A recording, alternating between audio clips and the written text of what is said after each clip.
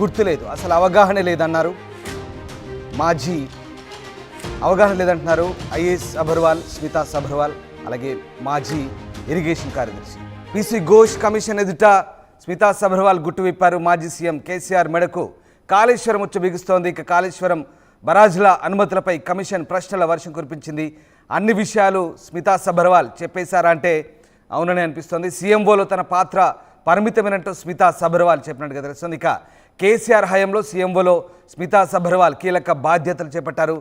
మాజీ సీఎస్ సోమేష్ కుమార్ పైన commission serious అయినట్టుగా తెలుస్తోంది. మొత్తం మీద కాళేశ్వరం ప్రాజెక్టు సంబంధించి కొంగుబాటు అంశంపై ఇప్పటికే పీసీ ఘోష్ కమిషన్ విచారణ చేస్తుంది. కమిషన్ ఎదుట ఐఏఎస్ అధికారి స్మితా సబర్వాల్ చిత్రమైన జవాబులు ఇచ్చినట్టుగా తెలుస్తుంది. కమిషన్ అడిగిన పలు ప్రశ్నలకు ఆమె తెలియదు, నాకు గుర్తులేదు, మర్చిపోయా, ఇవే సమాధానాలు ఆమె దగ్గర నుంచి వచ్చినట్టుగా తెలుస్తుంది. ఇక స్మితా సబర్వాల్తో పాటు సోమేష్ కుమార్ కూడా హాజరయ్యారు. కమిషన్ అడిగిన పలు ప్రశ్నలకు స్మితా సబర్వాల్ మాత్రం ఇలాంటి సమాధానాలు ఇచ్చినట్టుగా తెలుస్తుంది. తెలంగాణ రాష్ట్రం ఏర్పడిన నాటి నుంచి 2023 డిసెంబర్ దాకా సీఎంఓ కార్యదర్శిగా అలాగే నీటిపారుదల శాఖ వ్యవహారాలు చూసిన స్మితను కాళేశ్వరం ప్రాజెక్టు విచారణలో భాగంగా జస్టిస్ పీసీ ఘోష్ కమిషన్ ప్రశ్నించింది. మంత్రివర్గ ఆమోదం లేకుండా, ఆర్థిక శాఖ సమ్మతి లేకుండానే కేవలం ముఖ్యమంత్రి ఆమోదంతో మేడిగడ్డ బరాజ్కు 2591 కోట్లు, అన్నారం బ్యారేజ్కి 1785 కోట్లు, సుందిల్లా బ్యారేజ్కి 1437 కోట్లతో 2016 మార్చి 1న పరిపాలనా అనుమతులు జారీ చేశారని ప్రశ్నిస్తే తనకు తెలియదంటూ స్మిత బదులిచ్చారు. అలాగే అప్పటి మంత్రి హరీష్ రావు స్వయంగా ముఖ్యమంత్రి వద్దకు ఫైల్స్ తీసుకెళ్లి ఆమోదం తీసుకొని ఉండొచ్చని, సీఎం వద్దకు వెళ్ళే ప్రతి ఫైల్ తన ద్వారానే వెళ్ళదని, కొన్ని సందర్భాల్లో నేరుగా కూడా తీసుకెళ్తారంటూ స్మిత చెప్పడం ఇక్కడ కొసమెరుపు.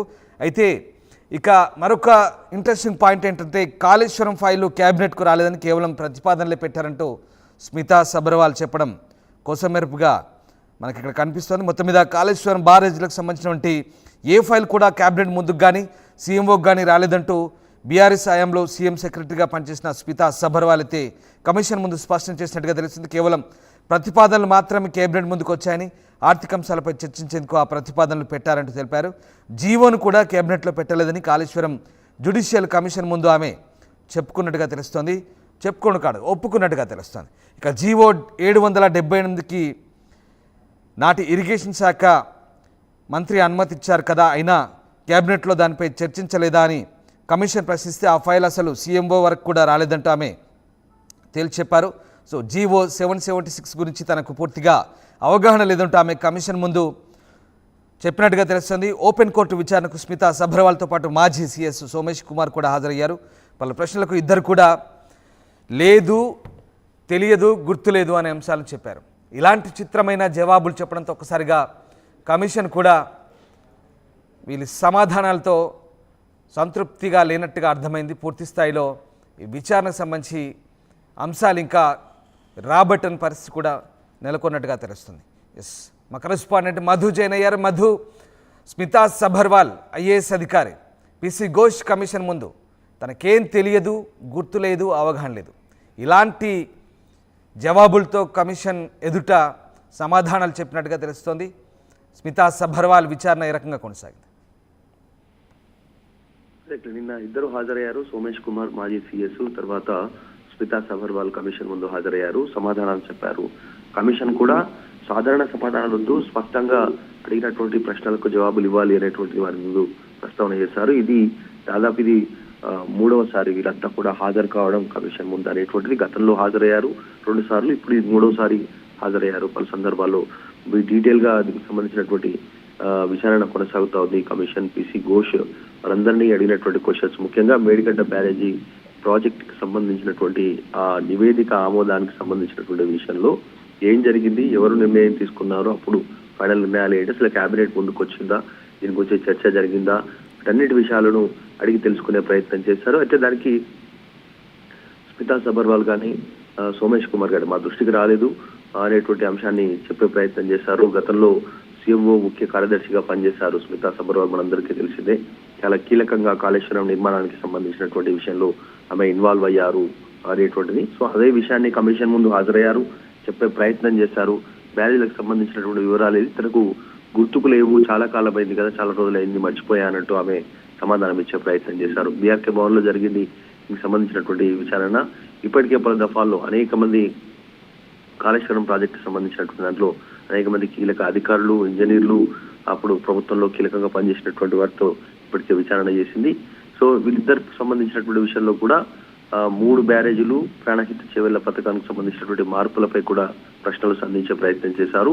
అది ఇప్పుడు తమకు గుర్తు రావడం లేదంటూ స్మితా సబర్వాల్ చెప్పే ప్రయత్నం చేశారు. మేడిగడ్డ, అన్నారం, సుందిల్లా బ్యారేజీలకు సంబంధించినటువంటి ప్రతిపాదనలన్నీ కూడా మంత్రివర్గం ముందు ఉంచారా అంటూ పీసీ ఘోష్ కమిషన్ అడిగినటువంటి ప్రశ్నలకి 2014 జూన్ 5వ తారీఖు నుంచి గత ప్రభుత్వం మారే వరకు సీఎంఓ కార్యదర్శిగా పనిచేశాను, అన్ని ప్రతిపాదనలకు మంత్రివర్గం ముందు ఉంచానని అనుకుంటున్నా అంటూ ఆమె సమాధానం చెప్పే ప్రయత్నం చేశారు. ఇంకా ప్రాణహిత చేవెళ్ల ఎత్తిపోతల్లో ఉన్నటువంటి 6 నుంచి 12 ప్యాకేజీల పనులకు సంబంధించి కూడా జీవో 776 ప్రకారం 2 నెలల్లో పూర్తి చేసేలా ఎల్లంపల్లి నుంచి కొమరవెల్లి, మల్లన్న సాగర్ వరకు నీటిని తరలించేందుకు ఇంకా కూడా పనుల సవరణలకు జరిగాయా అన్న ప్రశ్నకు కూడా తెలియదు అనే సమాధానమే స్మితా సబర్వాల్ చెప్పారు.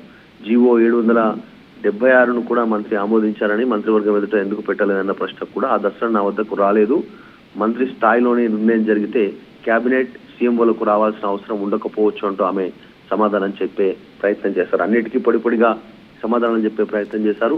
మేడిగడ్డ DPR కి సంబంధించినటువంటి విషయంలో కూడా 2016 జనవరి 18న మంత్రివర్గం ఆమోదం తెలిపిన మంత్రివర్గం ఎదుట ఆ జీవో 40ను పెట్టలేదు కదా అన్న ప్రశ్నకు ఆ ఫైల్ కేబినెట్ ముందు పెట్టలేదని, నా వద్దకు రాలేదంటూ ఆమె సమాధానం చెప్పే ప్రయత్నం చేశారు. 2591 కోట్లతో మేడిగడ్డ, 1785 కోట్లతో అన్నారం, 1437 కోట్లతో సుందిల్లా బ్యారేజీల నిర్మాణానికి 2016 మార్చి 1న సీఎం ఆమోదం తెలిపారు. ఆ ఫైల్ను మంత్రివర్గం ముందు పెట్టకుండానే సీఎం సర్క్యులర్ జారీ చేశారు కదా అన్న కమిషన్ క్వశ్చన్ కూడా ఆమె సీఎం స్థాయిలో ఆమోదం తెలిపే దశలని తన వద్దకు రాలేదని, ఈ విషయంలో సీఎం సొంతంగా నిర్ణయం తీసుకొని ఉండొచ్చు అంటూ ఆమె సమాధానం చెప్పే ప్రయత్నం చేశారు. మంత్రివర్గం కాళేశ్వరం సంబంధించి మీరు ఆల్రెడీ సీఎంఓలో పనిచేస్తారు కదా, అసలు మీ టాస్క్ ఏంటన్నప్పుడు అసలు ఆ ఫైల్స్ సీఎంఓకు రాలేదు, క్యాబినెట్ ముందుకు రాలేదంటూ ఆమె చెప్పినట్టుగా తెలుస్తుంది. కేవలం ఒక జనరల్ కోఆర్డినేషన్లో భాగంగా ముఖ్యమంత్రి చెప్పిన టాస్క్లో భాగంగానే తాను వెళ్ళి అలా పరిశీలనకు వెళ్ళాను అన్నట్టుగానే ఆమె ముక్తసరిగా సమాధానాలు చెప్పినట్టు తెలిసింది. అలాగే సోమేష్ పరిస్థితి కూడా అంతే. సోమేష్ కుమార్ కూడా తాను రాకముందే CS కాకముందే ఇవన్నీ కూడా అప్రూవల్స్ అయ్యానంటూ ఆయన కూడా కమిషన్ ముందు చెప్పిన పరిస్థితి.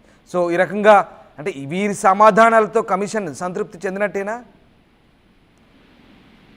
అంటే కాళేశ్వరానికి సంబంధించినటువంటి లోపాలు ఏమైనా గమనించారా అనేటువంటి క్వశ్చన్ కి ఈ రకంగా సమాధానం చెప్పుకుంటూ పోయారు. ఎందుకంటే ముఖ్య కార్యదర్శిగా పనిచేశారు, అసలు మీరు ఏమేమి అబ్జర్వ్ చేశారు సీఎం కార్యాలయంలో, ఏం జరిగింది అనేటువంటి విషయాలు రాబట్టే ప్రయత్నం చేశారు. ముఖ్యంగా కాళేశ్వరం ప్రాజెక్టుకి సంబంధించినటువంటి లోపాల పైన ఏమైనా చర్చ జరిగిందా, ఆ సమయంలో మీరు ఏమైనా గమనించారా, మీ దృష్టికి ఏమైనా వచ్చాయా అనేటువంటి క్వశ్చన్స్ చేశారు.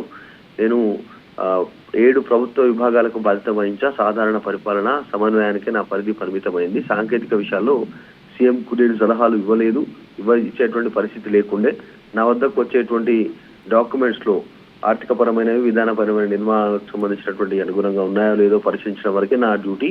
CS నుంచి వచ్చేటువంటి డాక్యుమెంట్స్ కానీ ఇతర అంశాల్లో లోపాలుంటే గుర్తించి సీఎంకు వివరించడమే నా బాధ్యత. ఆయా డాక్యుమెంట్స్ లో ఏనాడు లోపాలు అయితే అప్పుడు ఉన్నటువంటి సమయంలో కనిపించలేదు అంటూ ఆమె చెప్పే ప్రయత్నం చేశారు. తర్వాత సోమేష్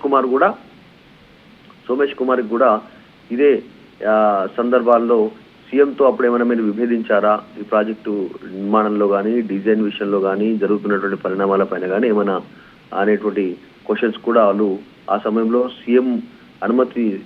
సీఎం నిర్ణయం తీసుకున్న తర్వాత మేము పెద్దగా దాంట్లో ఇన్వాల్వ్ అయ్యేటువంటి పరిస్థితి ఉండకపోయేది అనేటువంటిది ఆయన చెప్పారు. కానీ మొత్తానికైతే నిన్న సుదీర్ఘంగా జరిగినటువంటి ఓపెన్ గా జరిగినటువంటి ఈ దాంట్లో సోమేష్ కుమార్ కానీ తర్వాత స్మితా సబర్వాల్ కానీ సమాధానాలు ఇచ్చే ప్రయత్నం అయితే చేశారు. ప్రస్తుతం దీనికి సంబంధించి కొన్ని ఏమో గుర్తులేదు అనేటువంటి ప్రశ్నలకు సమాధానం చెప్పే ప్రయత్నం చేశారు. Ram. Right, thank you Madhu, thanks for the update. So PC Ghosh commission ముందు స్మితా సబర్వాల్ ఇచ్చిన సమాధానాలతో ఒకసారిగా కమిషన్ కూడా ఇంకా చాలా అంశాలు రాబట్టాల్సిన విషయాన్ని క్రోడీకరించుకున్నట్టుగా తెలుస్తోంది. మాజీ సీఎం కేసీఆర్ ఆదేశాలతోనే అన్ని పనులు జరిగాయంటూ స్మితా సబర్వాల్ చెప్పినట్టుగా తెలుస్తుంది. పీసీ ఘోష్ కమిషన్ ఎదుట సబర్వాల్ గుట్టు విప్పినట్టుగా తెలుస్తుంది. కాళేశ్వరం బరాజుల అనుమతులపై కమిషన్ ప్రశ్నల వర్షం కురిపించినప్పుడు అన్ని విషయాలు స్మితా సబర్వాల్ చెప్పినప్పటికీ కొన్ని అంశాల విషయంలో తనకు గుర్తులేదని, తెలియదంటూ, మర్చిపోయినట్టు చెప్పడం కోసమేర్పు ఇక్కడ. అలాగే సోమేష్ కుమార్ కూడా తన పాత్రకు పరిమితమైనట్టు ఆయన కూడా చెప్పినట్టుగా తెలుస్తుంది. మొత్తం మీద కేసీఆర్ హయాంలో సీఎంఓలో స్మితా సబర్వాల్ కీలక బాధ్యతలు నిర్వహించారు. అలాగే మాజీ సీఎస్ సోమేష్ కుమార్ కూడా కమిషన్